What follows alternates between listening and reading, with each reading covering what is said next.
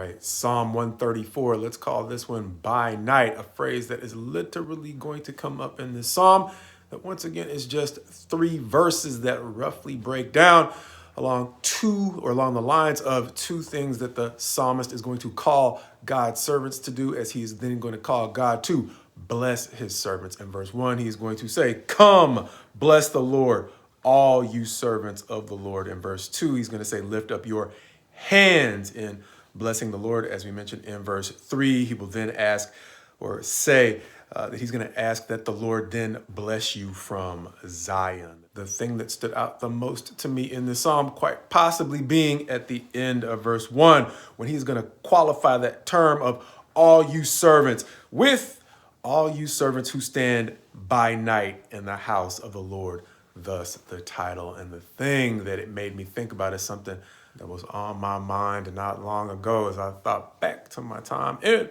returning from the mission field to a number of jobs that required what we sometimes call graveyard or night shifts. And so as I had trouble understanding this very short psalm, as soon as I hit the notes, once again, shout out to Logos, and I saw them put it in historical perspective. I didn't have to see very many of their references before I realized that the Levites had duties or responsibilities in the house of the Lord that went long beyond the time that most worshipers were at the house of the Lord. And so when he is saying all you servants, it's not simply saying all you servants. Once again, if I read too fast, I can often impose a meaning on the passage that's not literally there, because he is qualifying this call to the servants of the Lord once again with a call to verse 1, all you servants of the Lord who stand by night in the house of the Lord, reminding me that there are times when the praise that seems to go out to everyone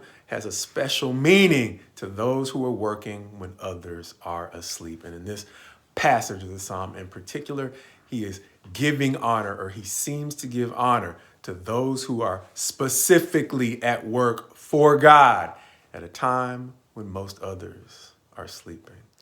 And not just that, when it's calling in verse 3 on a blessing of God from Zion, if we are calling on God to bless us from Zion, something we refer to as talking about God's holy place or God's people when they are at their best, maybe he is not simply calling on a blessing for everyone who is working while others are sleeping, but those who likewise are working at their best when others are sleeping. Which is why we sometimes say God's best to you as you go forward in him.